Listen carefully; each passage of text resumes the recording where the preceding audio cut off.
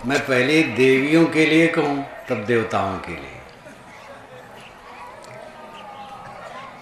देवियाँ या एक वचन में कहें देवी, कहते हैं देवी उत्पत्ति पालन संहार कारिणी है। देवी जगदम्बा उत्पन्न करती है, पालन करती और संहार करती है। असली देवी ये माताएं हैं, यही जगदम्बा। लोग बांस की फट्टी चीर करके ठाट बनाते हैं, पैरा भर लेते हैं, मिट्टी लपेट लेते हैं, रंग रोगन कर देते हैं, कपड़ा पहना देते हैं, तो कहते हैं देवी है।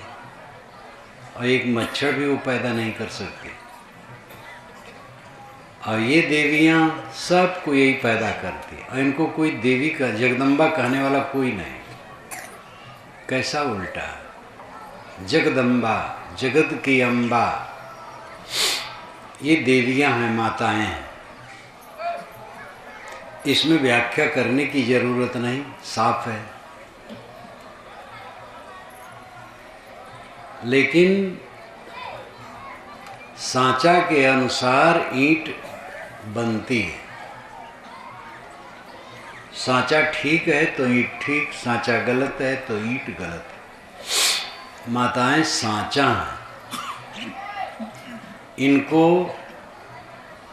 अपनी समझ, अपना चरित्र, अपनी रहनी ऊपर उठानी चाहिए। माताओं के पेट में सभी लोग रहते हैं, नर हो या नारी हो। 9-10 महीने पैदा होने के बाद उनके गोद में रहते हैं, और गोद से जब उतर जाते हैं तो खिलते हैं, तब भी उन्हीं के संरक्षण में रहते हैं। और जब पढ़ते लिखते हैं तब भी पिता की अपेक्षा माताओं से ज़्यादा जुड़े रहते हैं, और आखिर तक बाप की अपेक्षा माँ से बच्चे ज़्यादा जुड़े रहते हैं। इसलिए माताओं की देन बच्चों पर बहुत होती है। अगर माताएं बुद्धिमती हैं, समझदार हैं, विचारवान हैं, चरित्रवान हैं, तो बच्चों पर उनका प्रभाव निश्चित ही पड़ता है। माता और पिता ये दोनों की जिम्मेदारी है अगली संतान के लिए वह स्वयं चरित्रवान हो। एक ने एक से पूछा कि बच्चों की शिक्षा कब से शुरू करनी चाहिए। उत्तरदाता ने कहा, बच्चा पैदा होने के 20 वर्ष के पहले से। कहिए कैसे? तो उन्होंने कहा कि माँ और बाप इस प्रकार रहनी में रहें जिससे बच्चे वैसा बने। माताओं की मानसिकता का प्रभाव भी बच्चों पर पड़ता है, स्वभाव का प्रभाव पड़ता है, पिता का भी पड़ता है। माताएं भूत प्रेत का भ्रम बचपन में डाल देती हैं, और भूत प्रेत नाम की कोई चीज़ नहीं, चुड़ैल कहीं नहीं। प्रेत और प्रेतिन, प्रेत हैं तो प्रेतिन भी होने चाहिए। और प्रेत प्रेतिन जो बच्चा पैदा करते उनको कभी आप देखें? प्रेत प्रेतिन का प्रजनन क्रम क्या है, उनका घर घोंसला क्या है, क्या खाते पीते हैं, कहीं टट्टी पेशाब करते हैं कि नहीं? अगर बकरे ने टट्टी की है आपके आंगन में तो आप जान सकते हैं कि बकरा आया होगा। घोड़ा टट्टी करे तो पता चल जाएगा घोड़े की टट्टी है। भूत प्रेत की टट्टी से भी उसका पता चलना चाहिए। कभी आपने भूत प्रेत की टट्टी देखी? नहीं देखी। खान पान भी नहीं देखा, बाल बच्चे भी नहीं देखे। भूत प्रेत कहाँ है? कहीं भूत प्रेत नहीं। भूत प्रेत मन का भ्रम है, और इस भ्रम में साधारण नहीं अच्छे विद्वान लोग पड़े हैं। पुराने पुराने ग्रंथों में अथर्ववेद तक में भूत प्रेत और झाड़ फूक की बात है, इतनी जड़दार है। भूत प्रेत नाम की कोई चीज नहीं, और माताएं भूत प्रेत का संस्कार बचपन में दे देती है। गाली गलौज अगर माताएं करती हैं तो बच्चे क्या सीखेंगे? वही तो सीखेंगे। अगर माताएं झूठ बोलती हैं तो बच्चे झूठ बोलने की सीख ग्रहण करेंगे। अगर माताओं में चालाकी, खाने पीने का लालच है तो बच्चों पर खराब संस्कार पड़ेगा। माताएं गुणातीत जीवन मुक्त अवस्था में रह करके सेवा करती हैं, भोजन बनाती हैं, खिलाती हैं, तब पीछे खाती हैं। ये मुक्ति का काम है। जीत करके मन, भोजन बनाओ, सबको खिलाओ, तब खाओ। ये मन जीतने का लक्षण है। माताएं खिला के खाती हैं। कुछ माताएं हैं बनाती भी रहती हैं, खाती भी रहती हैं, वो गड़बड़ है। पहले खा लेती है अपने पति के। खान पान में संयम, वाणी व्यवहार में संयम। माताएं पहले पढ़ती नहीं थी, अब पढ़ना लिखना शुरू हो गया। बीच में इनकी पढ़ाई बंद कर दी गई। वर्ण व्यवस्था या सामाजिक कुसंस्कार ने ऐसा प्रतिबंध किया कि एक बड़े समाज को शूद्र कह करके और नारी मात्र को शिक्षा का अधिकार नहीं है, ये घोषणा उसने की। शूद्र नहीं पढ़ सकता और नारियां भी नहीं पढ़ सकती, जबकि वैदिक काल में ऐसी बात नहीं। चारों वेदों में कहीं नहीं कहा गया है कि शूद्र नहीं पढ़ सकता, बल्कि शूद्र कहे जाने वाले परिवार के लोगों की रचनाएं वेद के मंत्रों में हैं।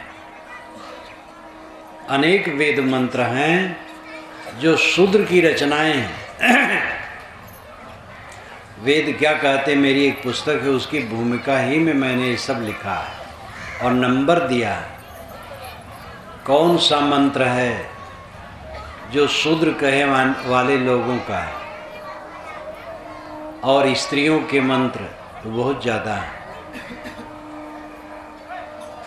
जब स्त्रियां वेद मंत्र बना सकती हैं, शूद्र वेद मंत्र बना सकते, तो पढ़ कैसे नहीं सकते? लेकिन शूद्र और स्त्री ये पढ़ नहीं सकते, ऐसा प्रतिबंध किया गया है। ये बड़ा दुर्भाग्यपूर्ण रहा। अब सब पढ़ सकते हैं, नारियां पढ़ती हैं, ज्ञान की पुस्तकें पढ़ें। स्त्री बाल शिक्षा नाम की इन पुस्तकों में एक पुस्तक है, अगर नारियां पढ़ें तो उसमें सब प्रकार की बात इनके लिए कही गई है। गृहस्थी जीवन, ज्ञान, अंधविश्वास से ऊपर उठने की बात, सब कुछ रहनी गहनी सब है, सभी पुस्तकों में है। तो देवियां अब ज्ञान के ग्रंथ भी पढ़ें, समय निकालें और पढ़ें और समझें।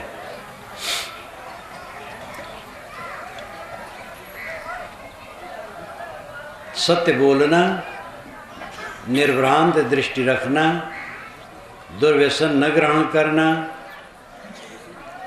ये सब जरूरी है। ये आज भी विशेषता है माताओं में।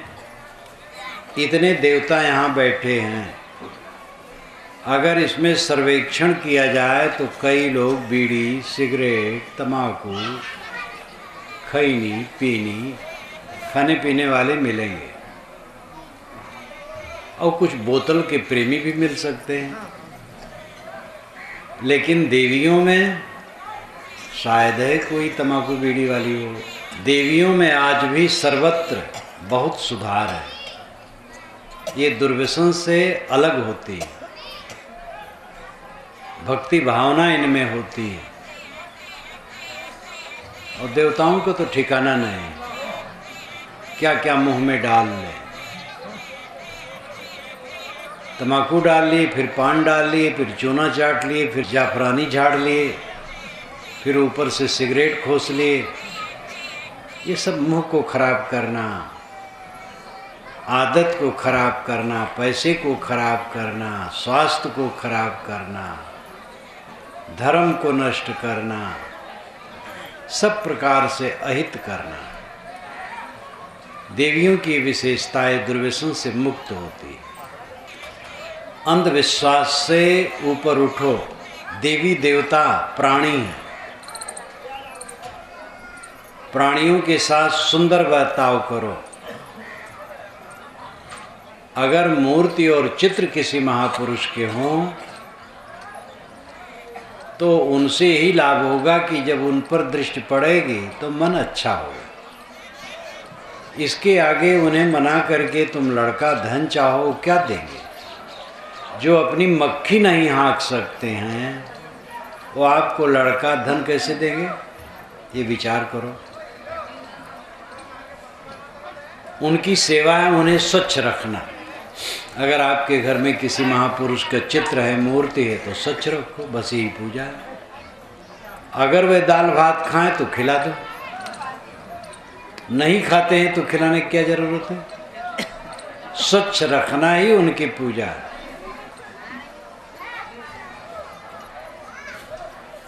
कन्याएं देवियों के 3 रूप होते हैं, कन्या, गृहिणी और माँ। पहला रूप है कन्या, दूसरा रूप है गृहिणी, तीसरा रूप है माँ। कन्याएं नैहर में रहती हैं, स्वतंत्र रहती हैं, माँ बाप की दुलारी रहती हैं, लेकिन उनको ये तैयारी होनी चाहिए कुछ दिन में एक अपरिचित घर में जाएंगी और वहाँ की पूरी जिम्मेदारी उन्हें निभानी है। आजकल लड़कियाँ पढ़ती हैं तो पढ़ने में ये दोष आता है कि जब ज़्यादा पढ़ लिए तो रोटी बनाने रुचि नहीं रहती है, झाड़ू लगाना, बर्तन माजना, कपड़ा धोना, ये काम सब पिछड़ापन समझती। ये बहुत गलत है। लड़कियां पढ़ें गुनें, पढ़ने के साथ घर का काम करें, आज्ञाकारिणी रहें। लड़कियों के लिए श्रृंगार वर्जित है, ध्यान दें। सादा कपड़ा पहनें, सहज रहें। श्रृंगार तो पति पर होता है। विवाह हो और नीति में तो यहाँ तक लिखा है विवाह होने पर भी जब तक नैहर में रहे श्रृंगार न करे। ससुराल में पति की उपस्थित में श्रृंगार उचित है और ज़्यादा श्रृंगार तो फिजूल है। सहज श्रृंगार होना चाहिए। लड़कियां होती हैं तो अपने भाभी से प्रायः खुश नहीं रहती। घर में बहू आई, कुछ दिन तो चला प्रेम, कुछ दिन के बाद माँ और बेटी का एक दल और भाभी अलग।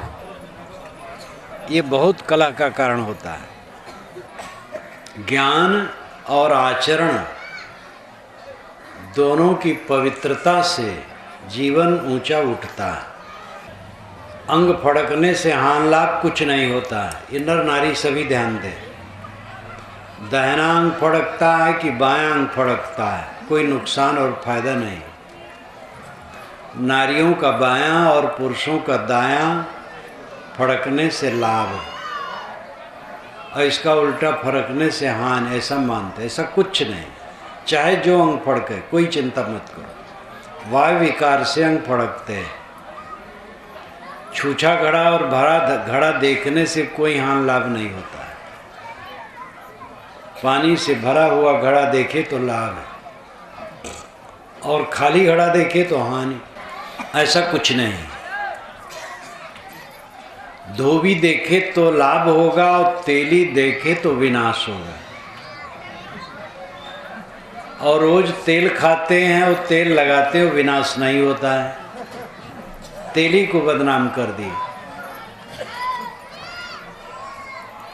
काना ब्राह्मण विधवा स्त्री देख करके अशुभ मानते हैं।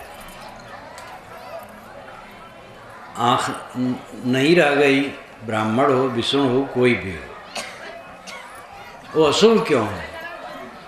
किसी की भी एक आँख फूट सकती है, दोनों फूट सकती है। आँख फूटने से आत्मा में विकार नहीं आता है। विधवा स्त्री अशुभ क्यों है?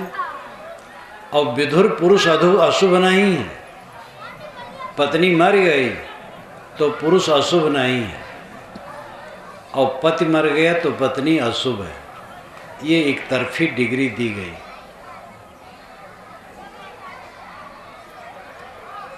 पुरुषों ने कई बातें बहुत गलती प्रचार किया है और उसमें माताएं भी सहयोगी बनी हैं।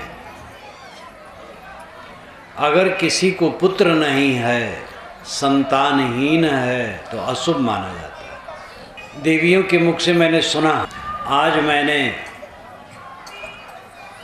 निर्वंशिन का मुंह देखा सुबह तो 1 बजे तक पानी नहीं मिला। इतना बड़ा अशुभ। निर्वंशी बहुत भयंकर अशुभ होता है। तो आप लोगों को चाहिए हम लोगों से कभी न मिले। हम लोग भयंकर निर्वंशी हैं।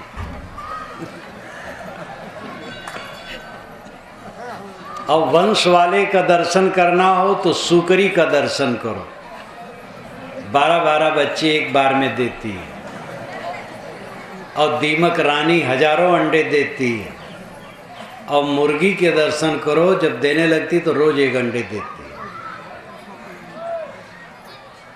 बच्चा पैदा करने से कोई सौभाग्यशाली नहीं है, और न बच्चा हो तो अशुभ नहीं। गृहस्थी में बच्चे होते हैं, अगर किसी के नहीं हुए तो कोई बात नहीं। पहली गलती है विवाह और दूसरी गलती है बच्चे पैदा होना, झंझट का घर। आप कहेंगे वाह, अगर ये गलती ना हो तो समाज कहाँ से बनेगा? आपकी बात मैं मानूं, लेकिन मेरी बात पर आप भी ध्यान दें। अगर आप शांति चाहते हैं तो विवाह न करें, झंझट में न पड़े। नवयुवक अगर यहाँ कोई बैठा हो और न विवाह किए हो तो बचना चाहे बच जाए। अब विवाह कर लिए लेकिन बच्चा नहीं हुआ तो समझ लो एक झंझट में पड़े और दूसरी झंझट प्रकृति ने रोक दिया। तो क्यों परेशान होते हो? एक ही झंझट हुई, दूसरी झंझट नहीं हुई। इसलिए बच्चा न पैदा होना दुर्भाग्य का लक्षण नहीं, और बच्चा पैदा होना सौभाग्य का लक्षण नहीं। दुर्भाग्य उसका है जो भजन नहीं करता, साधना नहीं करता। भक्ति ज्ञान वैराग जिसके जीवन में नहीं है वो अभागा है, और उसका अभाग्य अपना बनाया है। और जो भक्ति भावना साधना से चलता है, बच्चे हों न हों कोई हर्ज नहीं। इसलिए जिन देवियों को बच्चे न हों वे ग्लान न करें। बच्चे वालों की अपेक्षा गैर बच्चे वाले ज़्यादा सुखी रह सकते हैं अगर समझदार हैं तो। बच्चे वालों की तो जिम्मेदारी बढ़ जाती है, जिनके बच्चे नहीं है जिम्मेदारी कम रहती है। तो अपना समय, धन, शक्ति सब कुछ साधना और परोपकार में ज़्यादा लगा सकते हैं। कन्याएं जो अपनी भाभी को कष्ट देती हैं उनको समझना चाहिए कुछ दिन में वे भी भाभी बन सकती हैं, तो उनकी ननद उनको कष्ट देगी। ननद का अर्थ ना आनंद, ऐसा न हो कि ननद का अर्थ ना आनंद हो जाए। ननद भावज में प्रेम होना चाहिए, सास बहू में प्रेम होना चाहिए, देवरान जेठान में प्रेम होना चाहिए, पिता पुत्र में, गुरु शिष्य में, हर संबंध में प्रेम से ही सच्चा सुख मिल सकता है।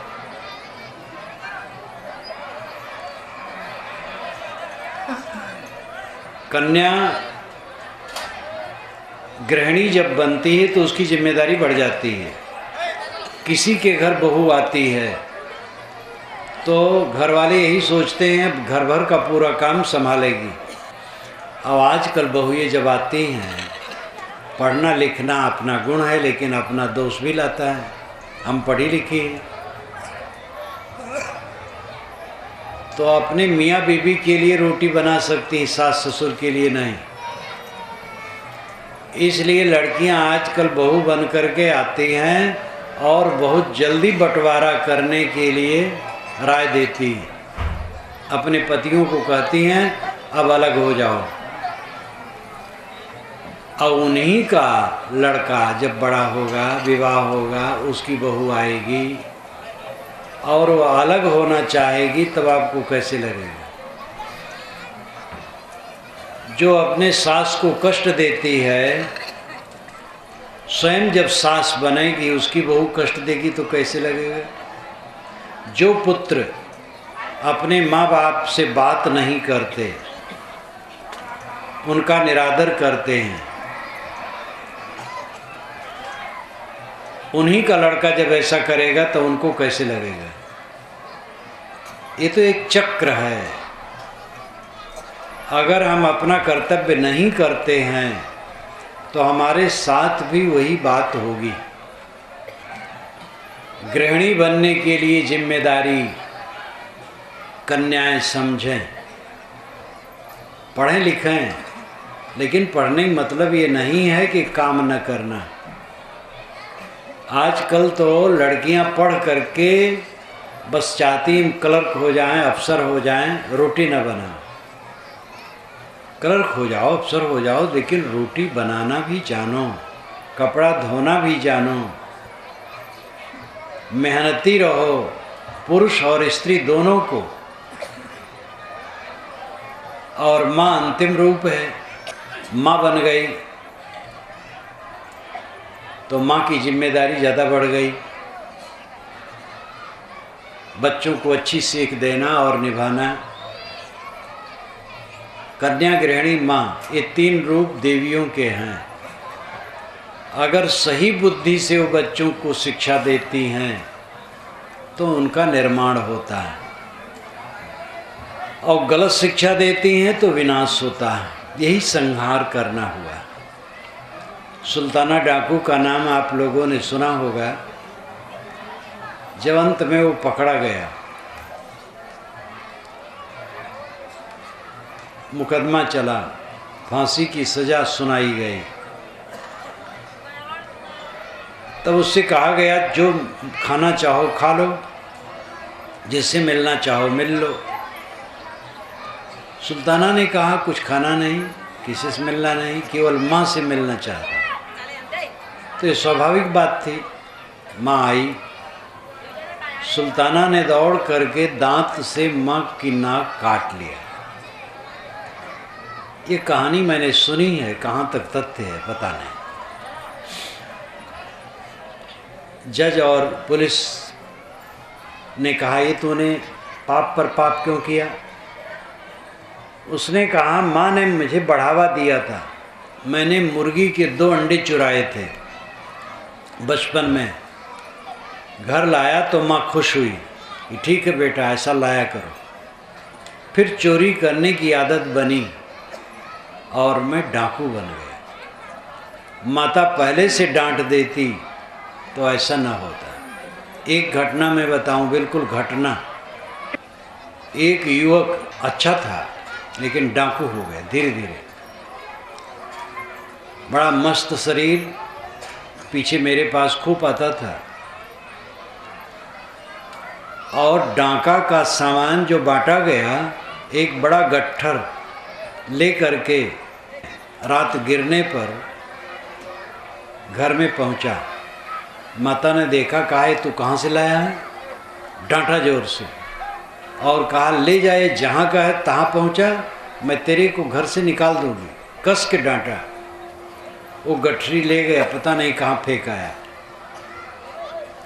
उसी दिन से वो बच्चा एकदम सदाचारी बन गया, भक्त बन गया, और इतना ही नहीं साधु स्वभाव का हो गया। माता उसको लेके मेरे पास आई, अनेक बार आई, और उसका घर सत्संग का घर बन गया। रोज बैठ करके शाम को संध्या पाठ, और स्वयं ज्ञान का ग्रंथ पढ़े और सबको सुनाए। इतना परिवर्तन हो गया। आदमी का सुधार और बिगाड़ संग कुसंग से होता है, और उसमें माँ बाप का उत्तरदायित्व बहुत ज़्यादा है। माँ बाप सावधान रहें तो बच्चे कायदे से रह सकते हैं। माँ की ये विशेषता है कि उसने बच्चे को डांट करके बदल दिया, और बच्चा केवल डांका ही नहीं छोड़ा, साधुता अपना लिया। तो डाकुओं का जो बड़ा सरदार था उससे मिला और कहा कि अगर तुम हमारे गैंग से अलग जाओगे तो मैं तुम्हें गोली से मार दूंगा। उसने कहा मैं खड़ा हूँ, मुझे मार दो, लेकिन मैं अब डाका नहीं डालूंगा, आपका साथ नहीं करूंगा। तो ऐसे आदमी को कौन मारता है? फिर एक सच्चा सदाचारी साधक बन गया। इसलिए माँ बाप की जिम्मेदारी है कि बच्चों को अच्छी सीख दें। आजकल बच्चे पढ़ाए जाते हैं और नकल से पास कराए जाते हैं। पिता सहायक बनता है। पिता और घर वाले सोचते हैं कि बच्चा पास हो जाए, कहीं नौकरी मिल जाए, फिर चाहे जो हो, सद्बुद्धि हो बच्चे में, इसका ध्यान कम है। धन आना चाहिए, धन की जरूरत है, लेकिन सद्बुद्धि पूर्वक धन कमाना कल्याणकारी है। अगर लूट खसोट करके, बेईमानी बदमाशी करके धन कमाया जाएगा तो तकलीफ देगा। सही रास्ते से धन आना चाहिए। आचरण गलत कर लेंगे जब, तो जीवन की नींव ही खिसक जाएगी, और संताप के सिवा जीवन में कुछ बचेगा नहीं। चरित्रवान जीवन सुख का आधार होता है, चरित्रहीन जीवन दुख का आधार बनता है। सुख और दुख वस्तुओं से नहीं आते हैं, सुख और दुख चरित्र से आते हैं। वस्तुओं से केवल जीवन का गुजर होता है। रुपए पैसे, घर मकान, जगह जमीन, सवारी, वस्त्र वासन, ये सब की जरूरत है क्योंकि जीवन का गुजर करना है। गुजर करना अलग चीज है और चरित्रवान होना अलग चीज है। गुजर बसर कर लेना मात्र जीवन की सफलता नहीं है।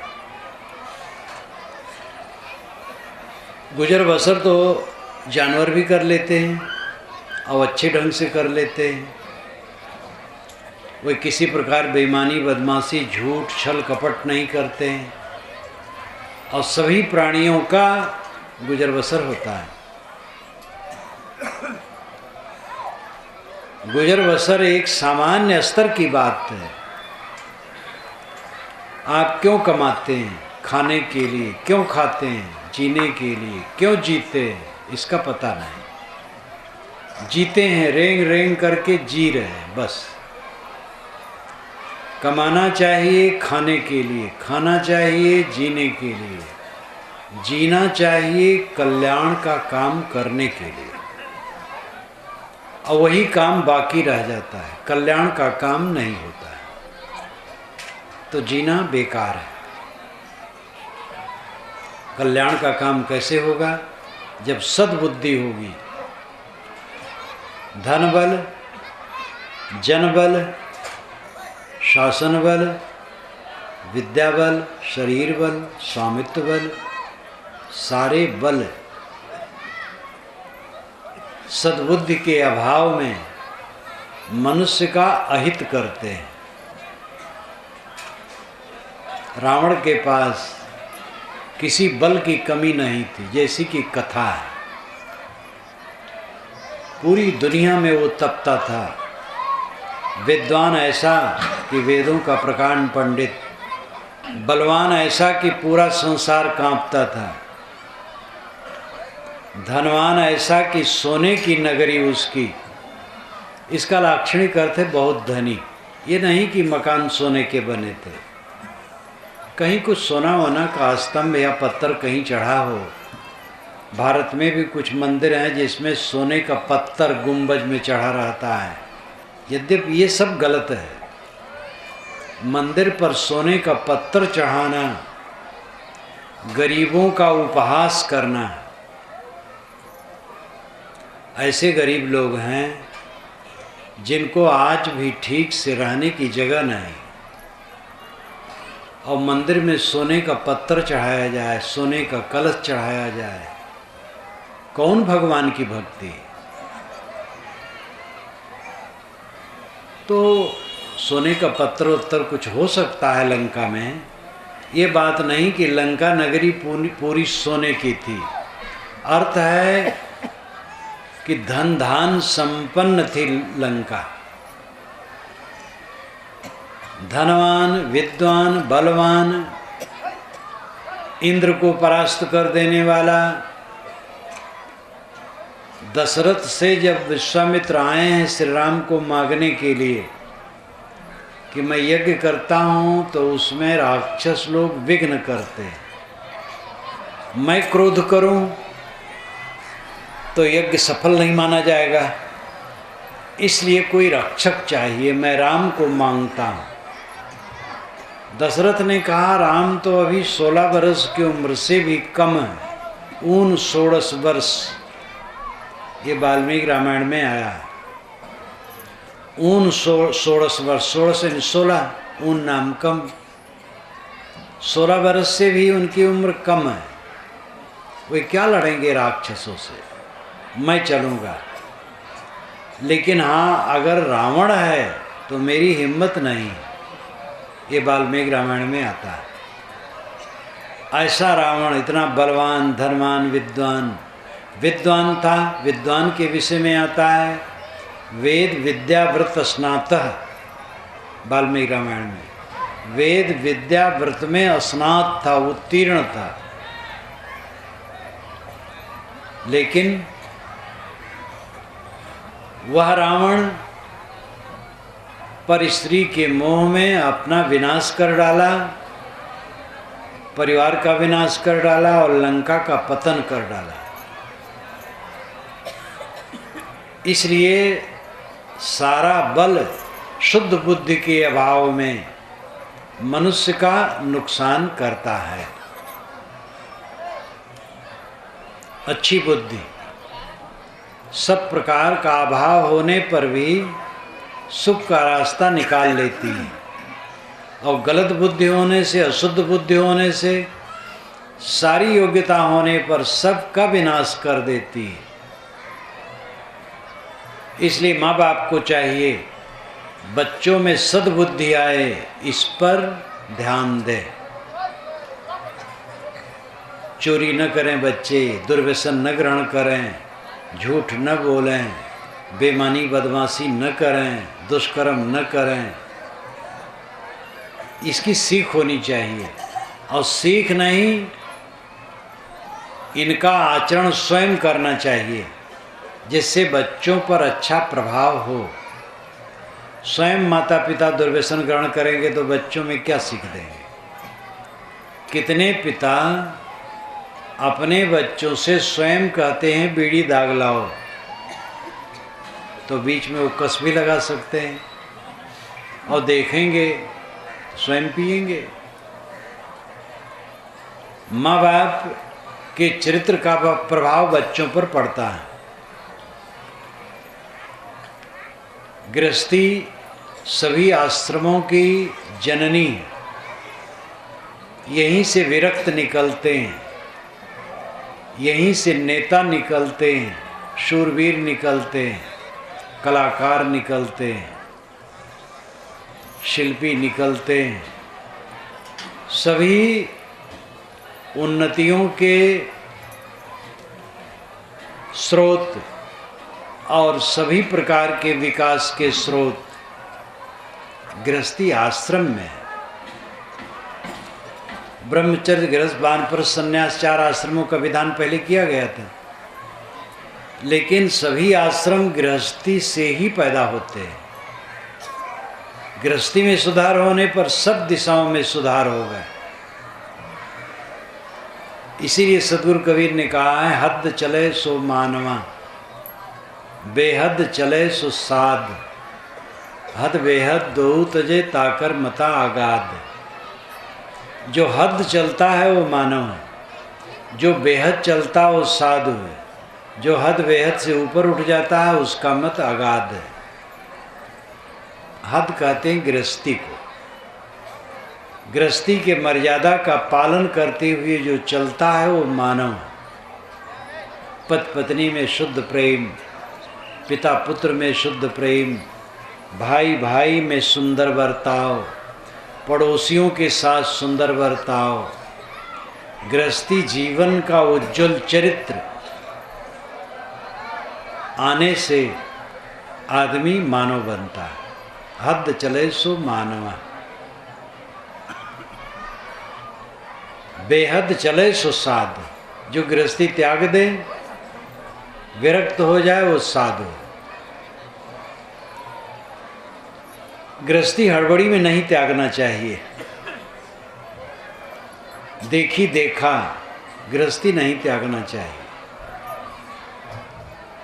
मन में उत्कट वैराग्य हो तो भी बहुत दिन तक साधना चाहिए। स्थिर वैराग्य होने पर गृह त्याग करना चाहिए, और गृह त्याग करे तो किसी वैराग्यवान बोधवान संत की शरण लेकर के सेवा आज्ञाकारिता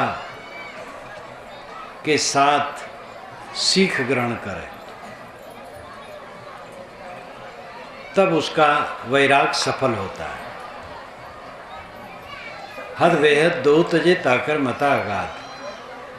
जो गृहस्थी विरक्ति दोनों से ऊपर उठ जाता है उसका मत अगाध है। गृहस्थी छोड़ी और विरक्ति मार्ग में आकर के सांप्रदायिक भावनाओं से भी मन को ऊपर कर लिया, आत्मलीन स्थिति आ गई, उसका मत अगाध है।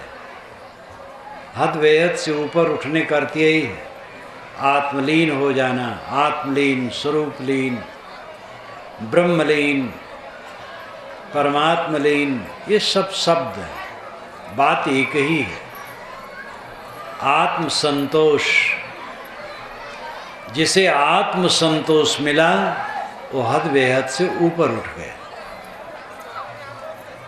जीवन में हमें क्या चाहिए, हम क्या खोजते? स्थिर सुख। स्थिर सुख दुनिया में कहीं नहीं। सारे सुख आकर के चले जाते हैं और वे सुख ही दुख बन जाते हैं। विषयों के सुख प्राय ऐसे ही होते हैं। भंवर विलंबे बाग में बहु फूलन की वास, ऐसे जीव विलंबे विषय में अंतहु चले निराश। भंवरे बाग के फूलों में भूल गए और फूल में गए बैठ गए, फूल संपुट हो गया, जानवर आए चर लिए, फूल के सहित उसी में पिस गए। ऐसे जीव विलंबे विषय में। इसी प्रकार जीव विषय वासनाओं में डूब गए और फल क्या हुआ? अंतम चले निराश। अंत में निराश होके चले। जो जवानी में काम भोग पर खूब जम जाता है वो थोड़े दिन में बिलबिला के मरता है। जो खाने पीने में अति करता है उसके शरीर की दशा अत्यंत दयनीय हो जाती है। खाना पीना जरूरी है, भोग विलास तो जरूरी नहीं है, लेकिन खाना पीना जरूरी होते हुए भी उसमें संयम चाहिए। काम भोग गृहस्थ के लिए केवल संतान के लिए चाहिए और व्यर्थ में नहीं। वेदों के मंत्रों के रचयिता सब के सब ऋषि करीब करीब गृहस्थ है, लेकिन कहीं वेद मंत्र में ये नहीं लिखा है कि गृहस्थ को विलासी होना चाहिए। केवल संतान के लिए विवाह लिखा है। जहाँ बात आई है केवल संतान के लिए। अगर संयम से गृहस्थ रहता है तो गृहस्थ साधु कहलाता है। गृहस्थ संत, गृहस्थी में रहते हुए भी संत।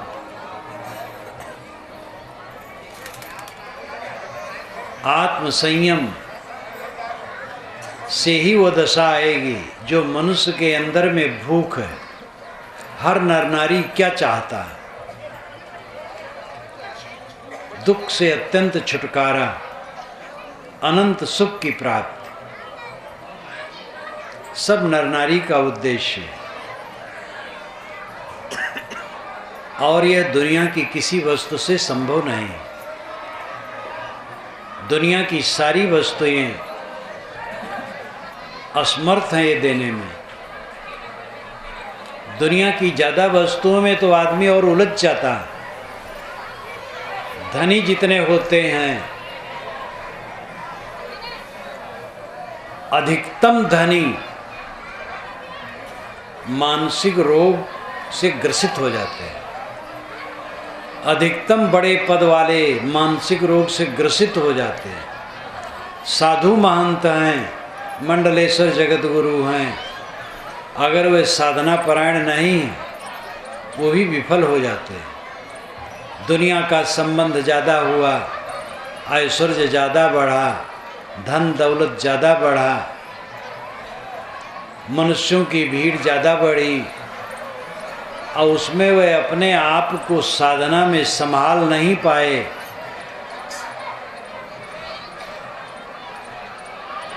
तो उनकी दशा खराब हो जाती है। दुनिया का ऐश्वर्य किसको सुख दे पाया? रजवाड़ों की आप कहानी पढ़िए, इतिहास पढ़िए। ज़्यादातर रजवाड़े तो अपने भाइयों का कत्ल करवाए, यहाँ तक कि अपने पिता को जेल में डाल दिए। औरंगजेब इसी आपके आगरा के किले में अपने पिता को जेल में डाल दिया था। मैंने तो ये भी सुना है कि उसने कहा कि एक अन्न तुम्हें देंगे, कई अन्न नहीं, जो मांगना हो मांग लो। तो उसने चना मांगा, क्योंकि चना ऐसा अन्न है जिसकी दाल बने, सत्तू बने, भजिया बने और बेसन, बढ़िया बेसन होता है, चवैना बने, रोटी बने और ताकतवर और स्वास्थ्यवर्धक होता है। इसलिए उसके पिता ने चना मांगा। असहाय हो करके जिस किला को उसने खुद बनवाया था उसी किला के एक कमरे में वो बंद कर दिया गया। कई रजवाड़े हुए जो अपने भाइयों को मार करके हुए। औरंगजेब ने भाइयों को भी मारा था, महाक्रूर हुआ था। केवल औरंगजेब ही की बात नहीं है कि वो मुसलमान था तो ऐसा क्या, हिंदू में ऐसे नहीं होते। अभी आपके नेपाल में क्या हुआ, 5-6 वर्ष हुए, पूरे एक राज परिवार, भाई के परिवार की सत्ता ही समाप्त कर दी है, सगे संबंधियों सहित सबको कत्ल कर दिया गया। महांथी के लिए, गुरुवाई के लिए चालबाजियां होती, आपाधापी होती, तिकड़में होती, और इतना ही नहीं, मारा भी जाता है। गुरु को, महंत को जहर दे करके गद्दी पर बैठने वाले होते हैं।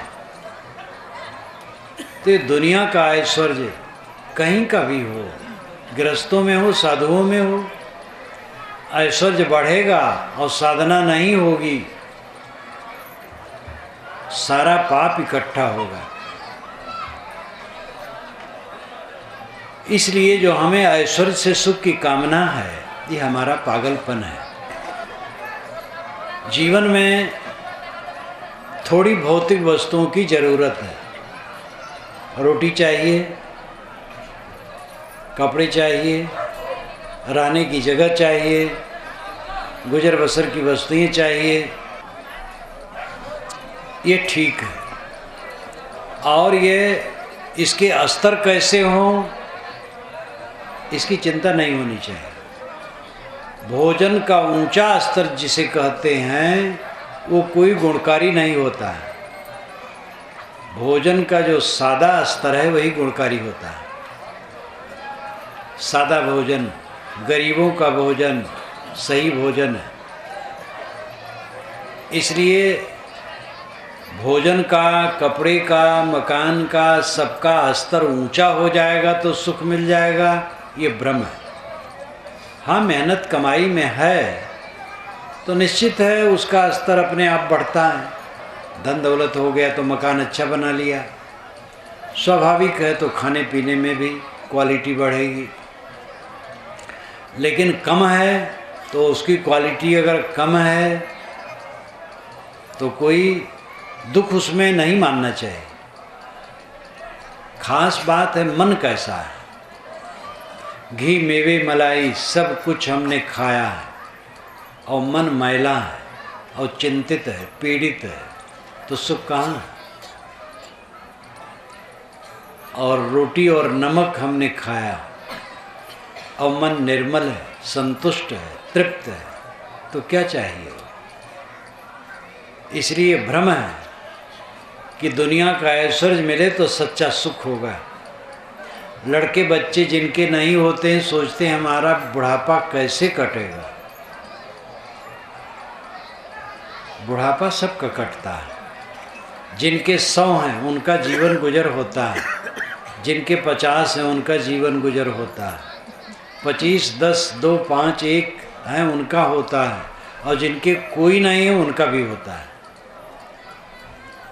जिनके लड़के हैं तो ऐसे माता पिता की आरती उतारी जाती है। इसमें बैठे तो लड़के वाले सब करीब करीब बहुत होंगे।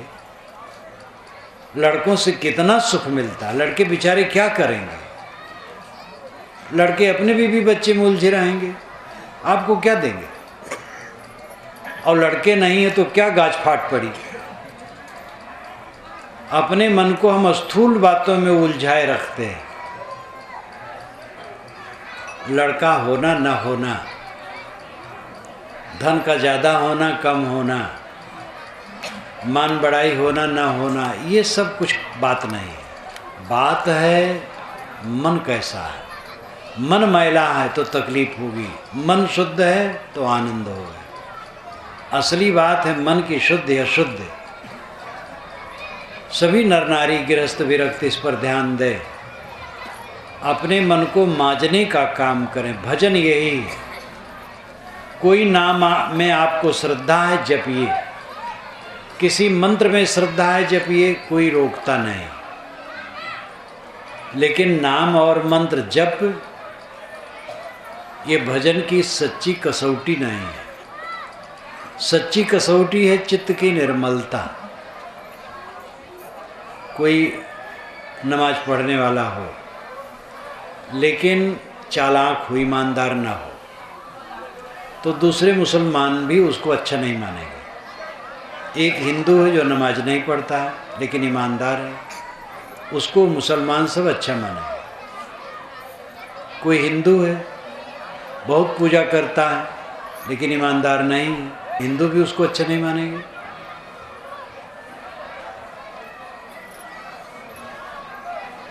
कोई मुसलमान है, ईमानदार है, तो उसको अच्छा मानेंगे। इसलिए पूजा पद्धति, नाम जप, मंत्र, संप्रदाय के नाते कोई बड़ा छोटा नहीं होता है। बड़ाई छोटाई मन पर निर्भर है।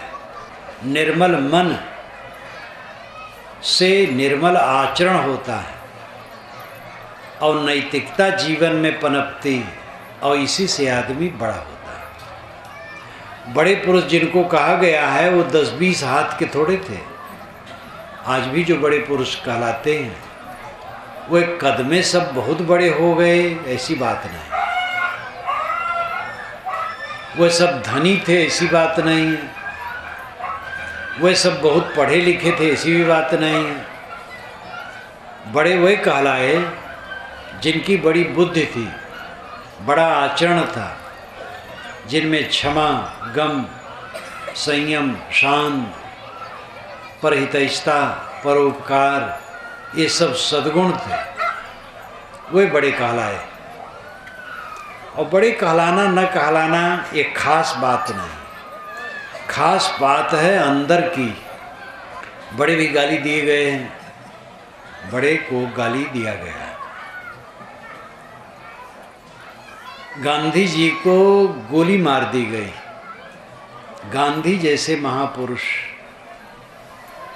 जिसका जोड़ा पूरी दुनिया में नहीं, राजनीति में ऐसा महात्मा, महात्मा तो एक से एक हुए हैं, लेकिन राजनीति में महात्मा गांधी का जोड़ा कहीं दिखाई नहीं देता।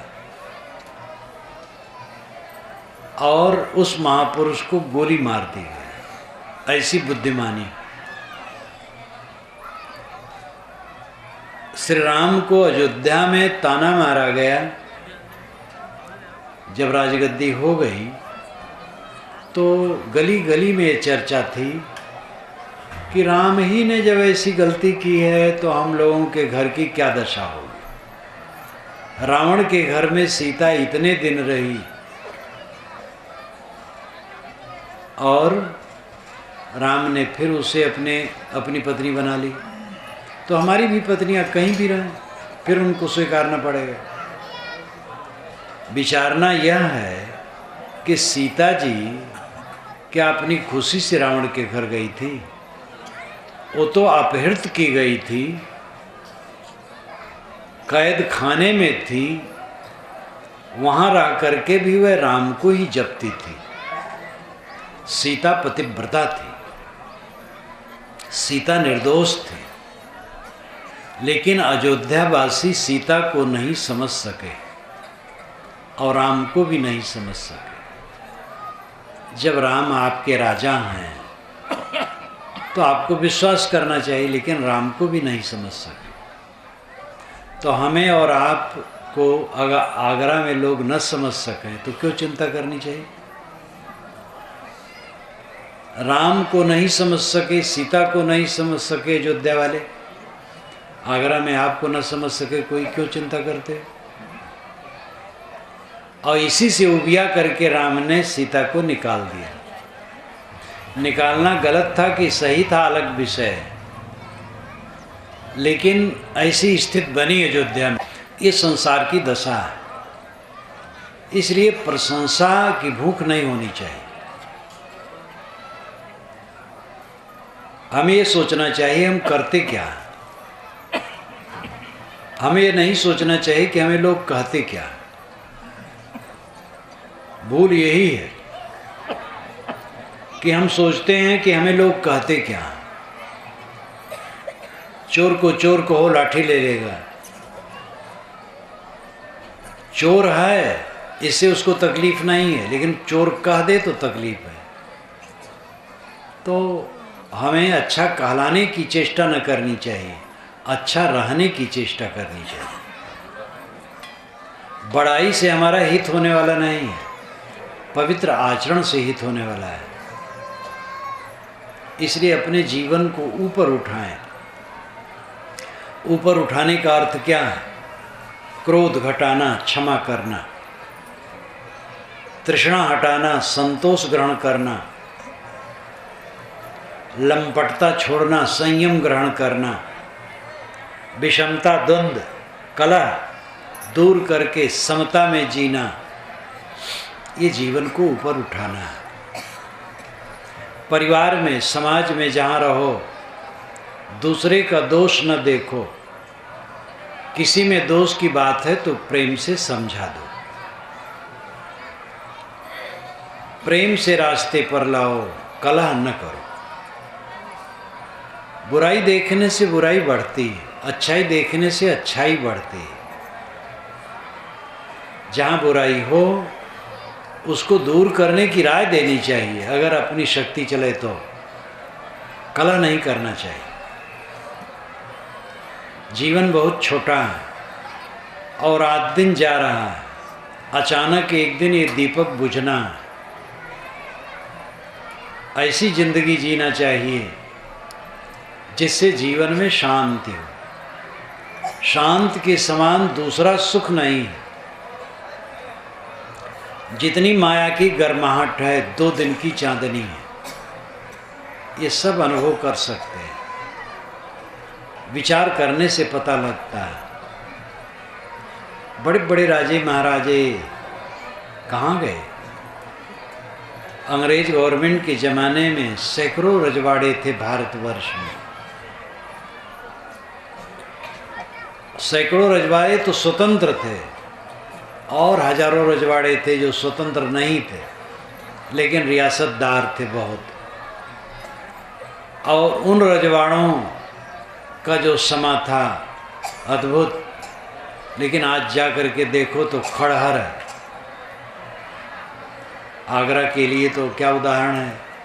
आगरा लोग खड़हर देखने आते हैं, किला, ताजमहल, और केवल पर्यटक स्थल है।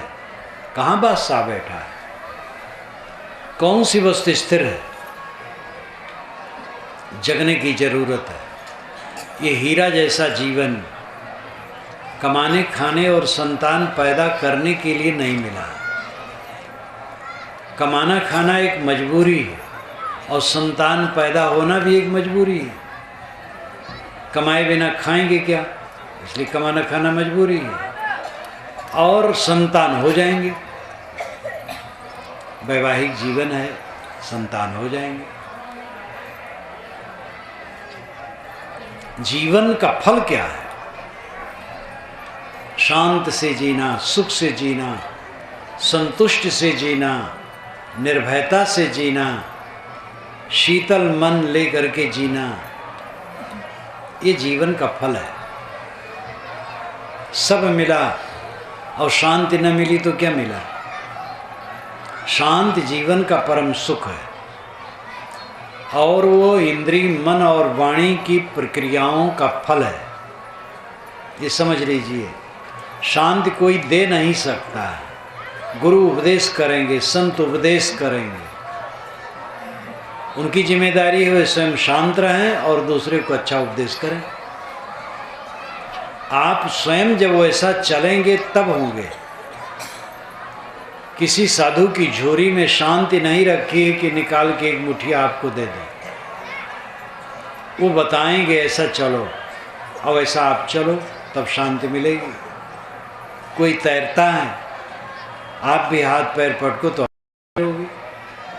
आपका हाथ पैर पकड़ करके कोई आपको तैरा नहीं सकता है। ये जो ज्ञान का मार्ग है, भक्ति का मार्ग है, कल्याण का मार्ग है, ये स्वयं चलने से होगा। हमारे लिए कोई मकान बना सकता है, हमारे लिए कोई भोजन बना सकता है, हमारे लिए कोई बिस्तर बिछा सकता है, हमारे लिए और कोई बाहरी काम कर सकता है, लेकिन हमारी भूख दूसरे के खाने से नहीं जाएगी और हमारे मन का दुख दूसरे की साधना से नहीं जाएगी। पेट और मन, ये दोनों में संतोष अपने परिश्रम का फल है। कोई व्यंजन हमारे सामने रख दिया है, खाना पड़ेगा हमें। मुख में कोई डाल सकता है, लेकिन घुट तो हमें करना पड़ेगा। इसी प्रकार शांति का काम हमें ही करना पड़ेगा। एक एक कर्म से अशांति बढ़ती, ऐसे एक एक कर्म से शांति बढ़ती। झूठ बोलने वाला, चालाकी करने वाला, छल छद्म करने वाला, आपाधापी करने वाला, चरित्रहीन व्यक्ति कभी शांत नहीं पा सकता है।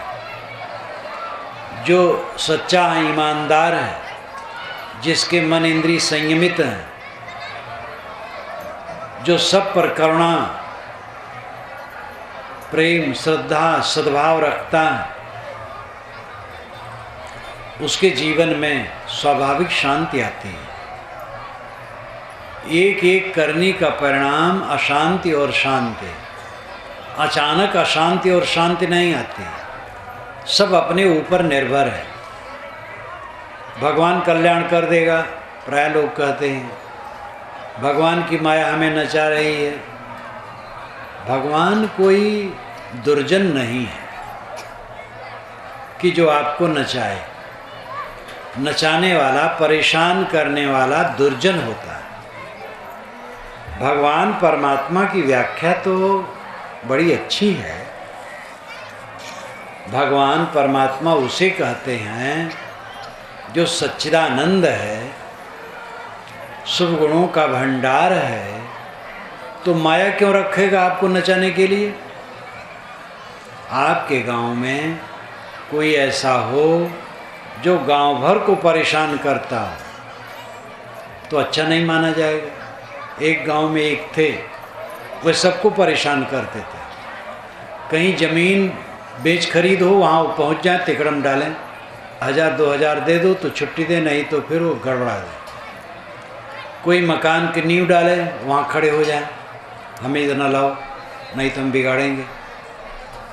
हर जगह वो बिगाड़ते थे और बहुत ज़बरदस्त आदमी थे, सब परेशान रहे।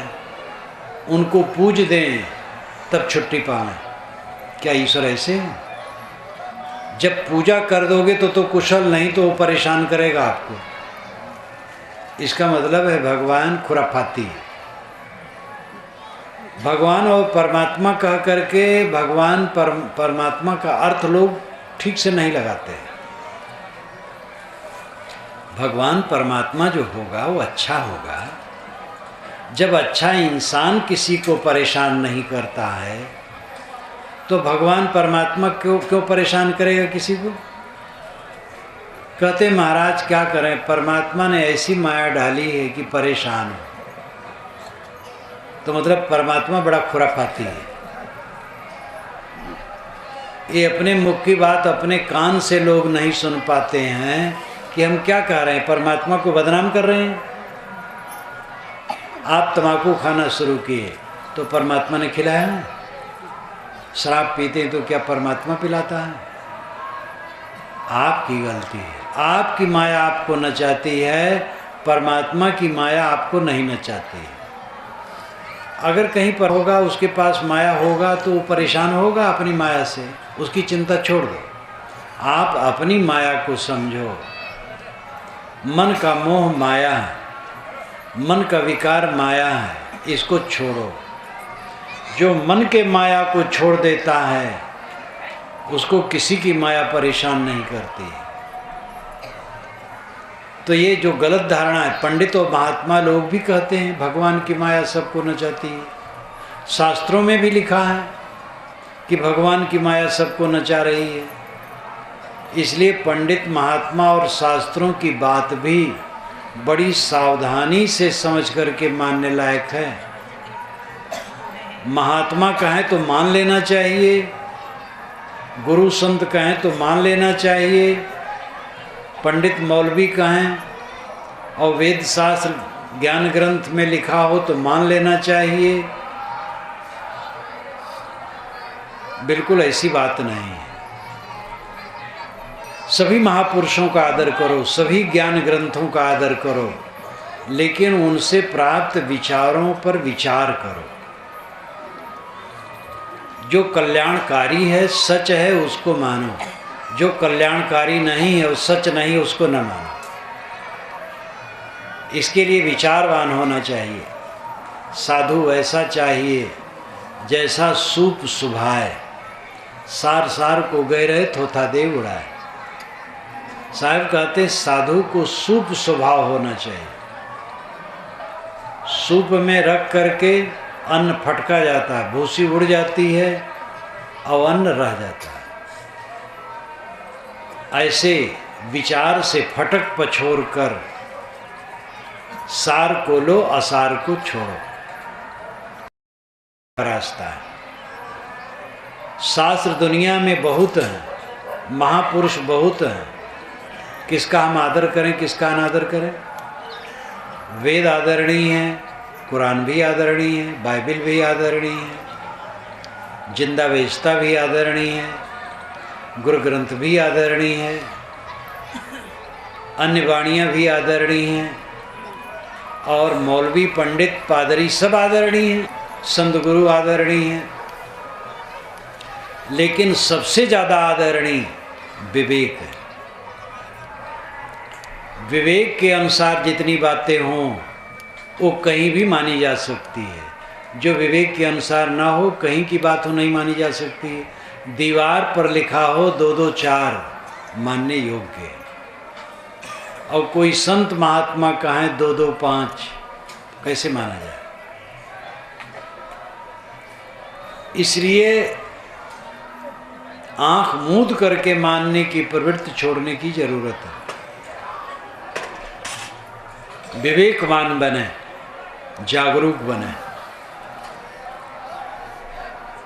समझ बूझ करके माने। ज्ञान के क्षेत्र में गड़बड़ी होने से पूरे जीवन में गड़बड़ी होती है। हमारा ज्ञान सही होना चाहिए।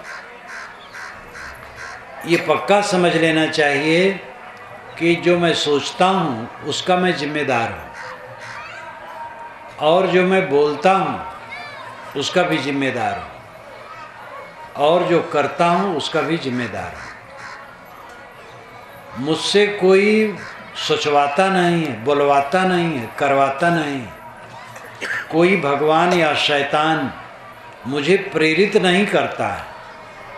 लोग कहते ईश्वर की इच्छा के बिना घास भी नहीं हिलती। तो दुनिया में जितने अच्छे कर्म होते हैं उसका तो समाधान है कि भाई भगवान अच्छा करवाता है, लेकिन जितनी बुराइयां होती हैं फिर वो किसके जिम्मे जाएगा? बुराइयां कहाँ जाएंगी? चोरी, व्यभिचार, हत्या, गबन, लूट खसोट, आतंकवाद, ये सारा दुराचार और दुर्गुण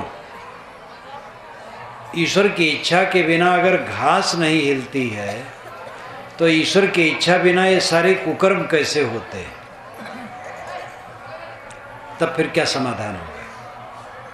इसलिए जोश में लोग कहते हैं कि सब ईश्वर करवाता, सब ऊपर वाला करवाता है। ऊपर वाला नहीं करवाता है, सबके भीतर वाला करवाता है।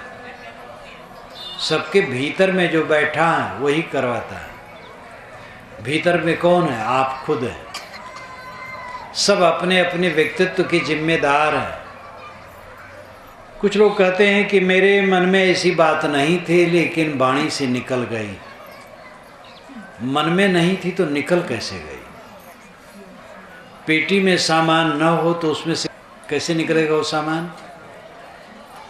पेटी में तो कोई दूसरा भी डाल सकता है, लेकिन आपके मन में जो आप डालेंगे वही निकलेगा, दूसरा नहीं निकलेगा।